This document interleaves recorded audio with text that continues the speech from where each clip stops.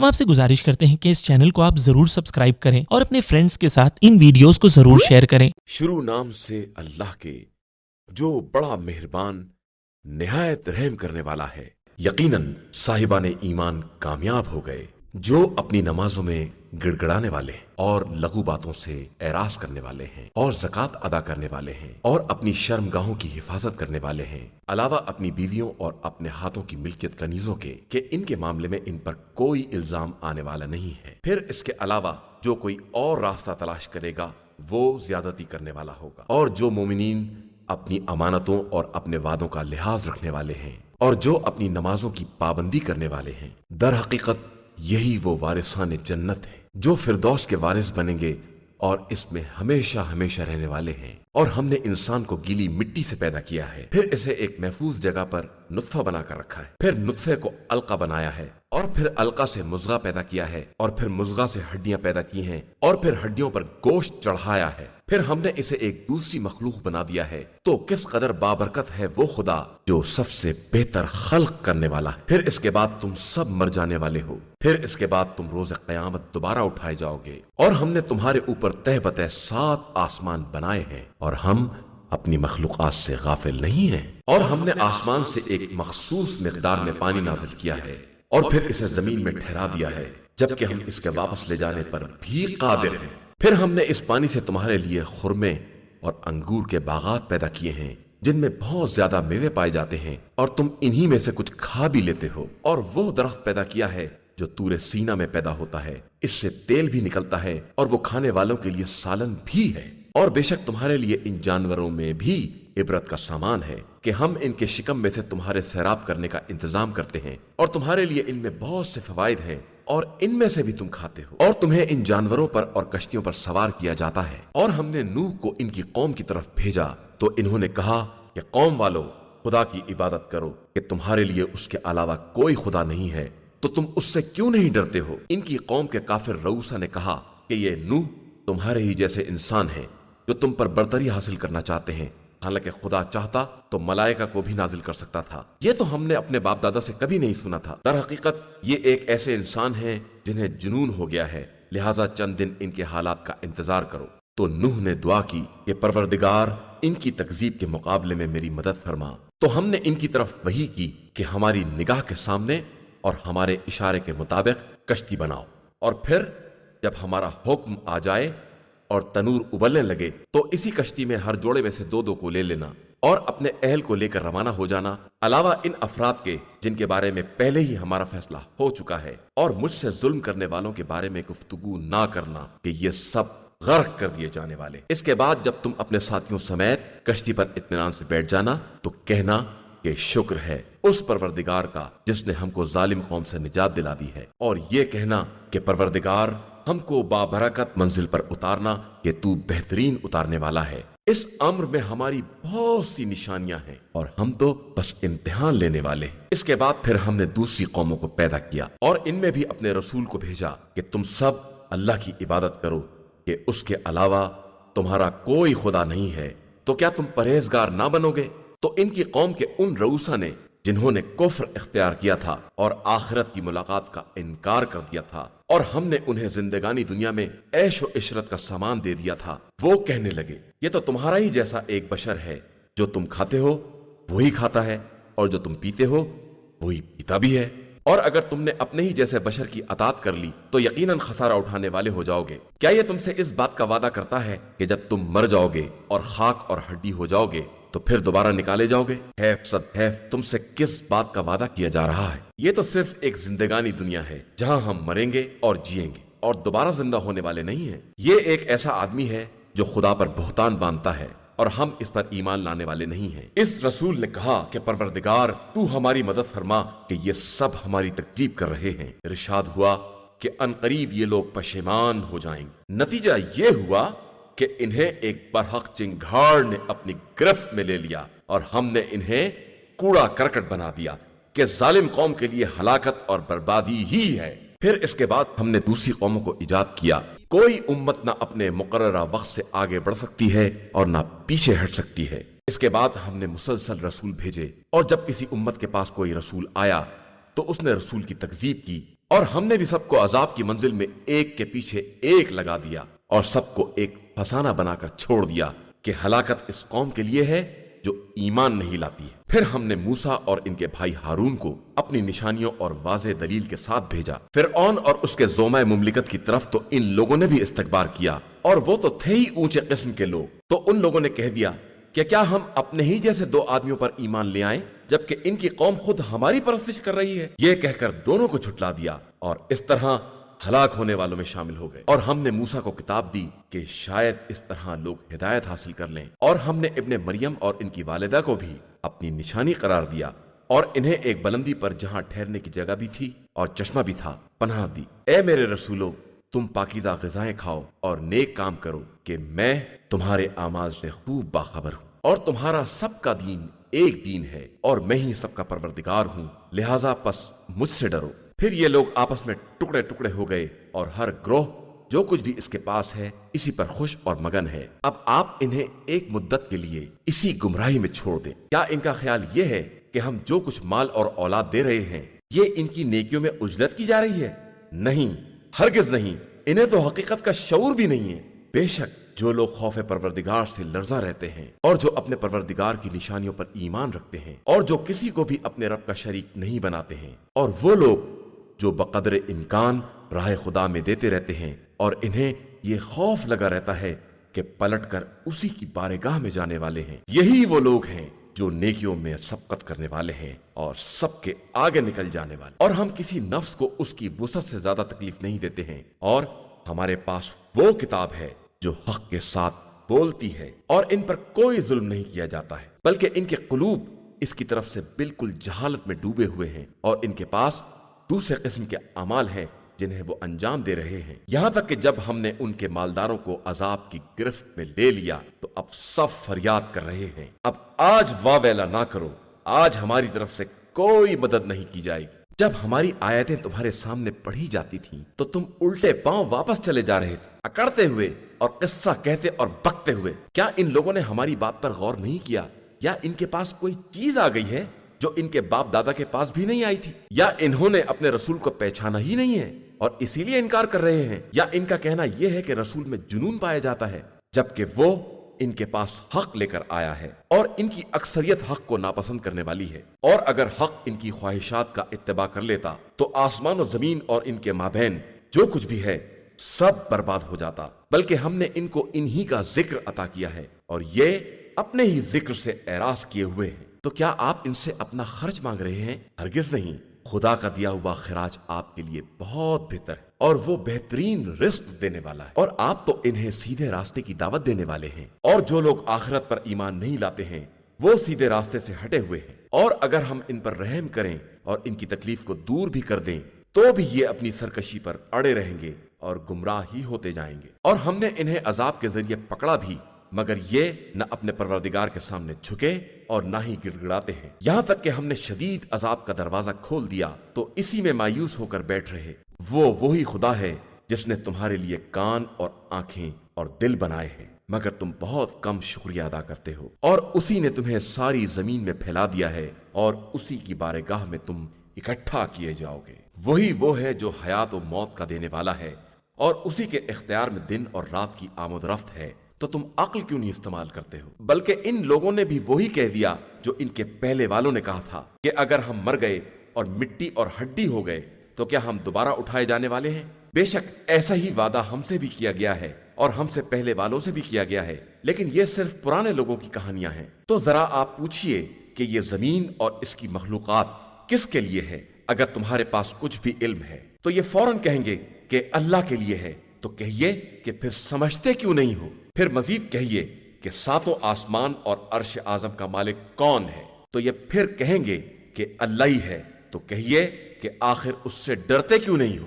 پھر کہیے کہ ہر شے کی حکومت کس کے اختیار میں ہے کہ وہی پناہ دیتا ہے اور اسی کے عذاب سے کوئی پناہ دینے والا نہیں ہے۔ اگر تمہارے پاس کوئی بھی علم ہے تو یہ فوراً جواب دیں گے کہ یہ سب اللہ کے لیے ہے، تو کہیے کہ آخر پھر تم پر کون سا جادو کیا جا رہا ہے؟ بلکہ ہم ان کے پاس حق لے کر آئے ہیں اور یہ سب جھوٹے ہیں۔ یقیناً خدا نے کسی کو فرزند نہیں بنایا ہے اور نہ اس کے ساتھ کوئی دوسرا خدا ہے، ورنہ ہر خدا اپنی مخلوقات کو لے کر الگ ہو جاتا اور ہر ایک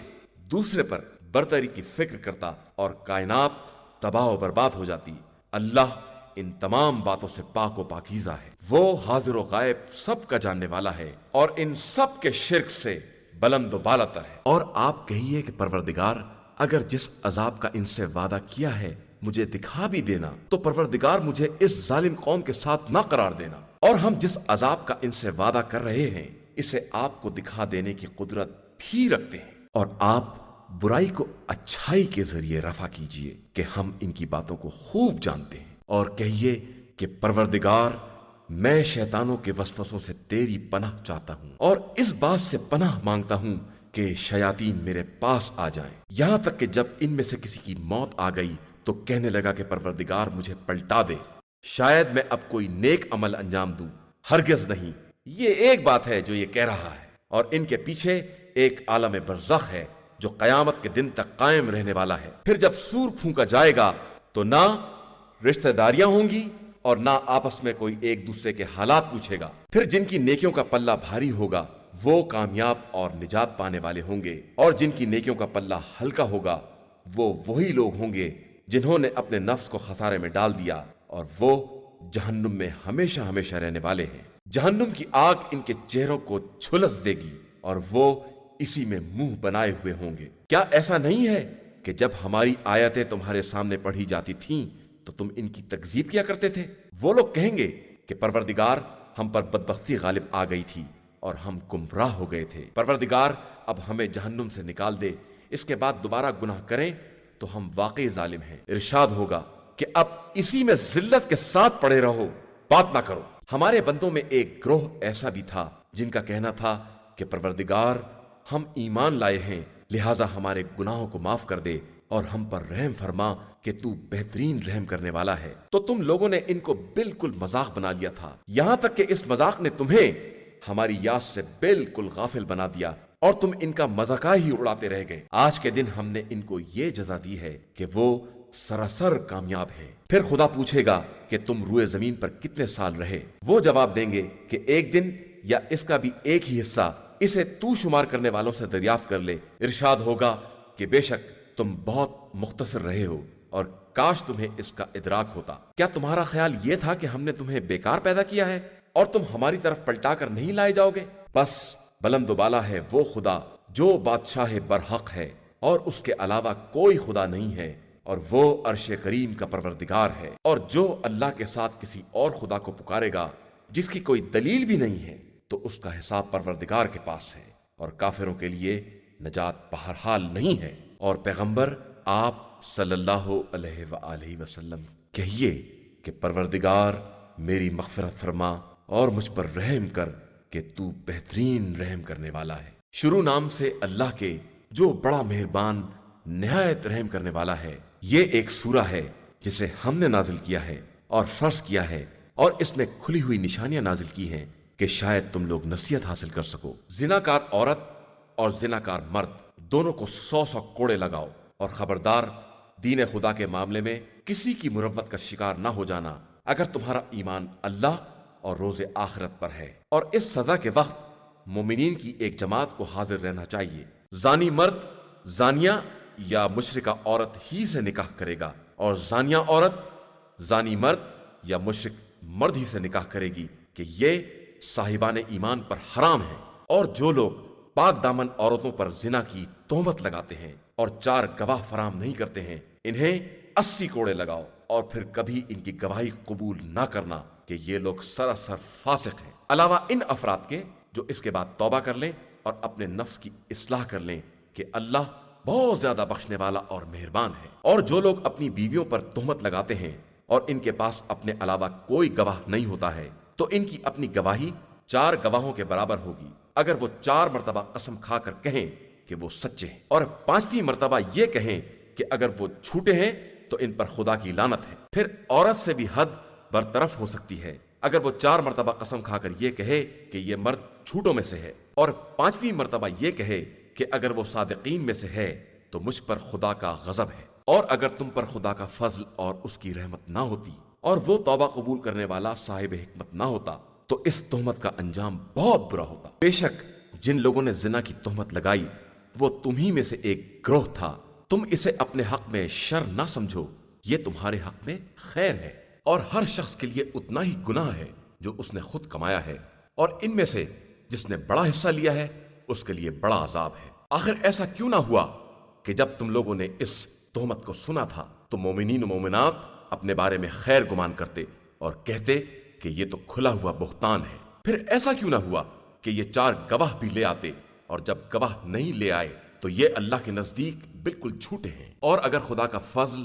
دنیا و آخرت میں اور اس کی رحمت نہ ہوتی تو جو چرچا تم نے کیا تھا اس میں تمہیں بہت بڑا عذاب گرفت میں لے لیتا۔ جب تم اپنی زبان سے چرچا کر رہے تھے اور اپنے منہ سے وہ بات نکال رہے تھے جس کا تمہیں علم بھی نہیں تھا، اور تم اسے بہت معمولی بات سمجھ رہے تھے، حالانکہ اللہ کے نزدیک وہ بہت بڑی بات تھی۔ اور کیوں نہ ایسا ہوا کہ جب تم لوگوں نے اس بات کو سنا تھا تو کہتے کہ ہمیں ایسی بات کہنے کا کوئی حق نہیں ہے، خدایا تو پاک و بے نیاز ہے، اور یہ بہت بڑا بہتان ہے۔ اللہ تم کو نصیحت کرتا ہے کہ اگر تم صاحب ایمان ہو تو اب ایسی حرکت دوبارہ ہرگز نہ کرنا، اور اللہ تمہارے لیے اپنی نشانیوں کو واضح کر کے بیان کرتا ہے، اور وہ صاحب علم بھی ہے اور صاحب حکمت بھی ہے۔ جو لوگ یہ چاہتے ہیں کہ صاحبان ایمان میں بدکاری کا چرچا پھیل جائے، ان کے لیے بڑا دردناک عذاب ہے، دنیا میں بھی اور آخرت میں بھی، اور اللہ سب کچھ جانتا ہے، صرف تم نہیں جانتے ہو۔ اور اگر اللہ کا فضل اور اس کی رحمت تمہارے شامل حال نہ ہوتی اور وہ شفیق اور مہربان نہ ہوتا، ایمان والو شیطان کے نقش قدم پر نہ چلنا، کہ جو شیطان کے قدم بقدم چلے گا اسے شیطان ہر طرح کی برائی کا حکم دے گا۔ اور اگر تم پر اللہ کا فضل اور اس کی رحمت نہ ہوتی تو تم میں کوئی بھی پاک باز نہ ہوتا، لیکن اللہ جسے چاہتا ہے پاک و پاکیزہ بنا دیتا ہے، اور وہ ہر ایک کی سننے والا اور ہر ایک کے حال دل کا جاننے والا ہے۔ اور خبردار، تم میں سے کوئی شخص بھی جسے خدا نے فضل اور وسعت عطا کی ہے یہ قسم نہ کھا لے کہ قرابت داروں اور مسکینوں اور راہ خدا میں ہجرت کرنے والوں کے ساتھ کوئی سلوک نہ کرے گا۔ ہر ایک کو معاف کرنا چاہیے اور درگزر کرنا چاہیے۔ کیا تم یہ نہیں چاہتے ہو کہ خدا تمہارے گناہوں کو بخش دے؟ اور اللہ بے شک بڑا بخشنے والا اور مہربان ہے۔ یقیناً جو لوگ پاک باز اور بے خبر مومن عورتوں پر تہمت لگاتے ہیں ان پر دنیا اور آخرت دونوں جگہ لعنت کی گئی ہے، اور ان کے لیے عذاب عظیم ہے۔ قیامت کے دن ان کے خلاف ان کی زبانیں اور ان کے ہاتھ پاؤں سب گواہی دیں گے کہ یہ کیا کر رہے تھے۔ اس دن خدا سب کو پورا پورا بدلہ دے گا، اور لوگوں کو معلوم ہو جائے گا کہ خدا یقیناً برحق اور حق کا ظاہر کرنے والا ہے۔ خبیث چیزیں خبیث لوگوں کے لیے ہیں، اور خبیث افراد خبیث باتوں کے لیے ہیں، اور پاکیزہ باتیں پاکیزہ لوگوں کے لیے ہیں، اور پاکیزہ افراد پاکیزہ باتوں کے لیے ہیں۔ یہ پاکیزہ لوگ خبیث لوگوں کے اتہامات سے پاک و پاکیزہ ہیں، اور ان کے لیے مغفرت اور باعزت رزق ہے۔ ایمان والو خبردار،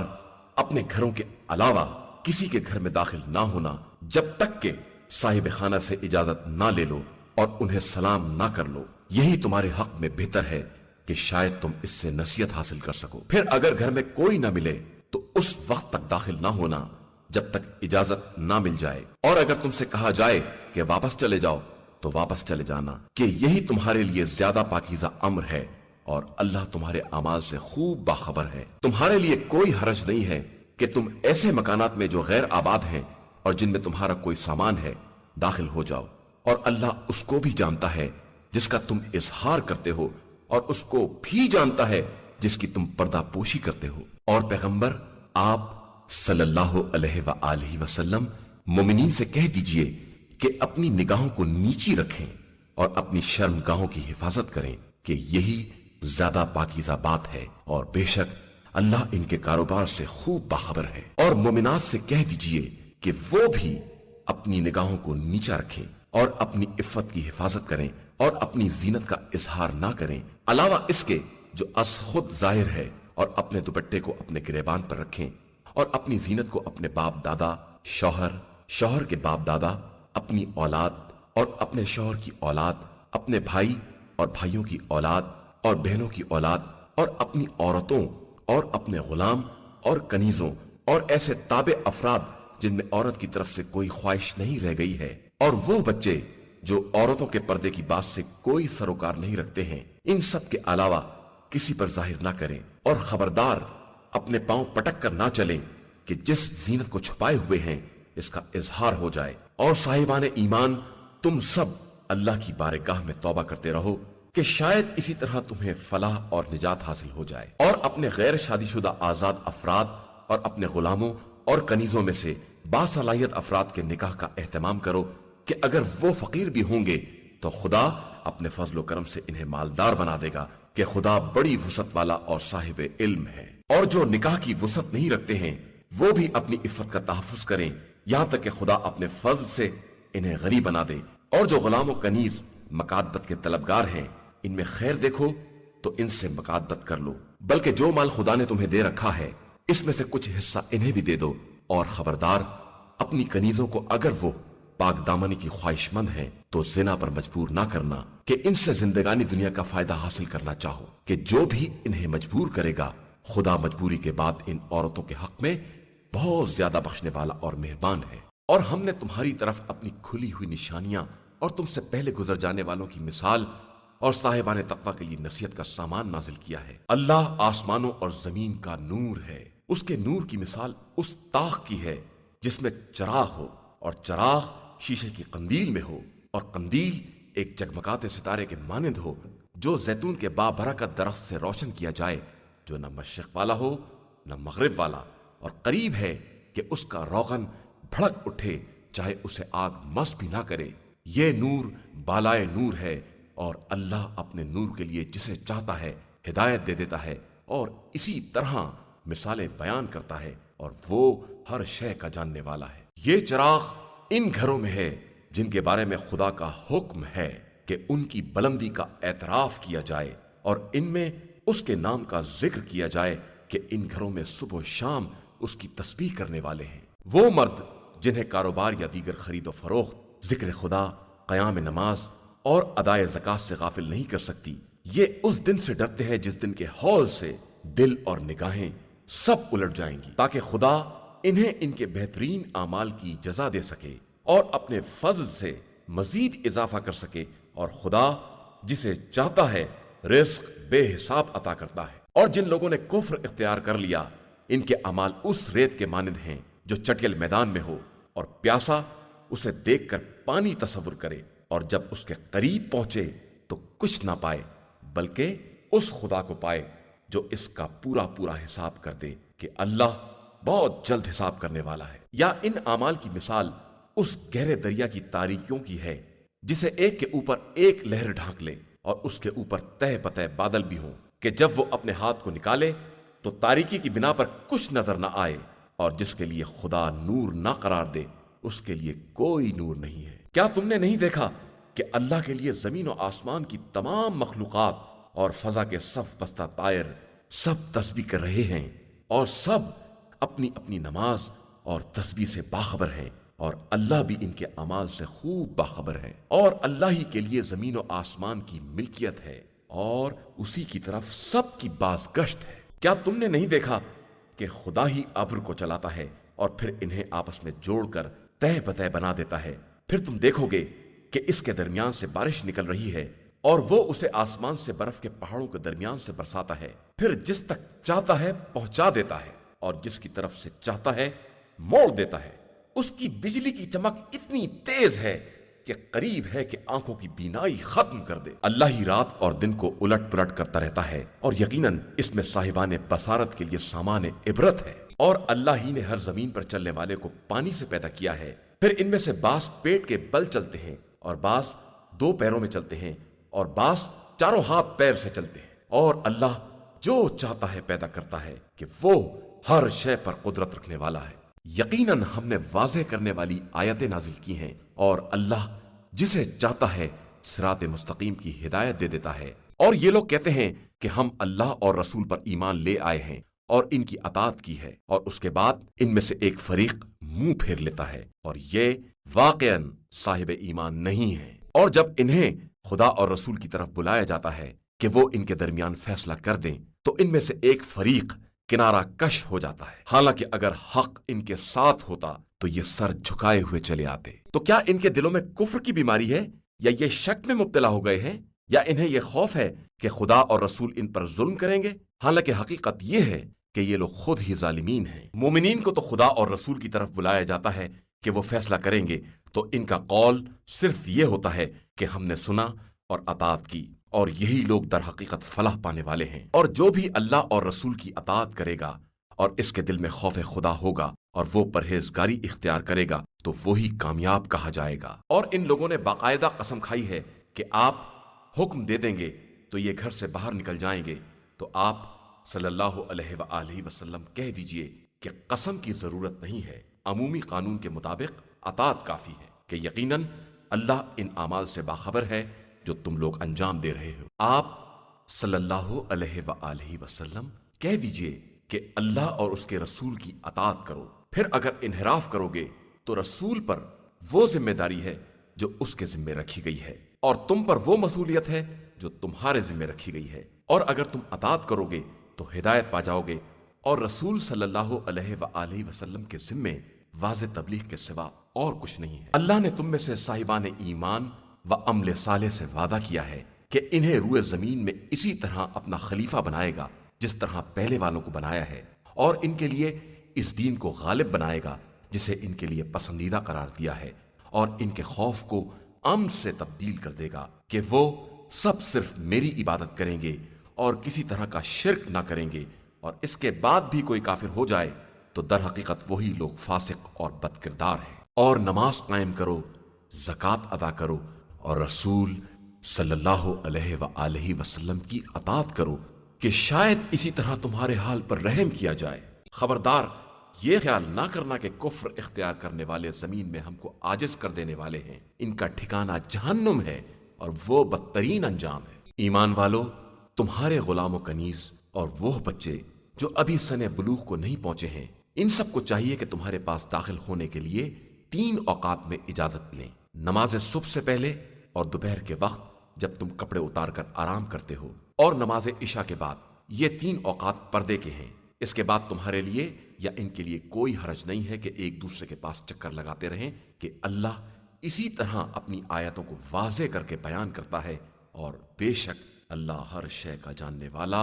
اور صاحب حکمت ہے۔ اور جب تمہارے بچے حد بلوغ کو پہنچ جائیں تو وہ بھی اسی طرح اجازت لیں جس طرح پہلے والے اجازت لیا کرتے تھے۔ پروردگار اسی طرح تمہارے لیے اپنی آیتوں کو واضح کر کے بیان کرتا ہے کہ وہ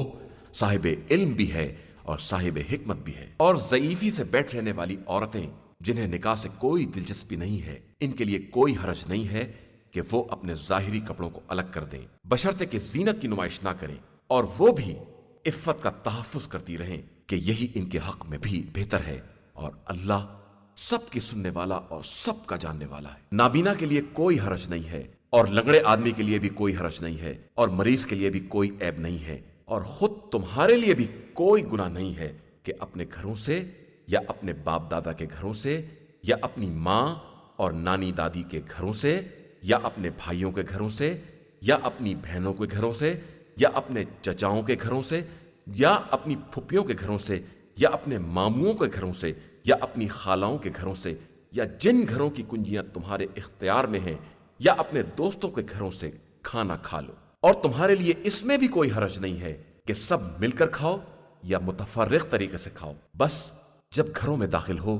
تو کم از کم اپنے ہی اوپر سلام کر لو کہ یہ پروردگار کی طرف سے نہایت ہی مبارک اور پاکیزہ تحفہ ہے، اور پروردگار اسی طرح اپنی آیتوں کو واضح طریقے سے بیان کرتا ہے کہ شاید تم عقل سے کام لے سکو۔ مومنین صرف وہ افراد ہیں جو خدا اور رسول صلی اللہ علیہ وآلہ وسلم پر ایمان رکھتے ہوں، اور جب کسی اجتماعی کام میں مصروف ہوں تو اس وقت تک کہیں نہ جائیں جب تک اجازت حاصل نہ ہو جائے۔ بے شک جو لوگ آپ صلی اللہ علیہ وآلہ وسلم سے اجازت حاصل کرتے ہیں وہی اللہ اور رسول پر ایمان رکھتے ہیں، لہذا جب آپ صلی اللہ علیہ وآلہ وسلم سے کسی خاص حالت کے لیے اجازت طلب کریں تو آپ صلی اللہ علیہ وآلہ وسلم جس کو چاہیں اجازت دے دیں، اور ان کے حق میں اللہ سے استغفار بھی کریں کہ اللہ بڑا غفور اور رحیم ہے۔ مسلمانوں، خبردار، رسول صلی اللہ علیہ وآلہ وسلم کو اس طرح نہ پکارو جس طرح آپس میں ایک دوسرے کو پکارتے ہو۔ اللہ ان لوگوں کو خوب جانتا ہے جو تم میں سے خاموشی سے کھسک جاتے ہیں لہٰذا جو لوگ حکم خدا کی مخالفت کرتے ہیں وہ اس امر سے ڈریں کہ ان تک کوئی فتنہ پہنچ جائے یا کوئی دردناک عذاب نازل ہو جائے۔ اور یاد رکھو کہ اللہ ہی کے لیے زمین و آسمان کی کل کائنات ہے، اور وہ تمہارے حالات کو خوب جانتا ہے، اور جس دن سب اس کی بارگاہ میں پلٹا کر لائے جائیں گے وہ سب کو ان کے اعمال کے بارے میں بتا دے گا کہ وہ ہر شے کا جاننے والا ہے۔ شروع نام سے اللہ کے جو بڑا مہربان نہایت رحم کرنے والا ہے۔ بابرکت ہے وہ خدا جس نے اپنے بندے پر فرقان نازل کیا ہے تاکہ وہ سارے عالمین کے لیے عذاب الہی سے ڈرانے والا بن جائے۔ آسمان و زمین کا سارا ملک اسی کے لیے ہے۔ اس نے نہ کوئی فرزند بنایا ہے اور نہ کوئی اس کے ملک میں شریک ہے۔ اس نے ہر شے کو خلق کیا ہے اور صحیح اندازے کے مطابق درست بنایا ہے۔ اور ان لوگوں نے خدا کو چھوڑ کر ایسے خدا بنا لیے ہیں جو کسی بھی شے کے خالق نہیں ہیں بلکہ خود ہی مخلوق ہیں، اور خود اپنے واسطے بھی کسی نقصان یا نفع کے مالک نہیں ہیں، اور نہ ان کے اختیار میں موت و حیات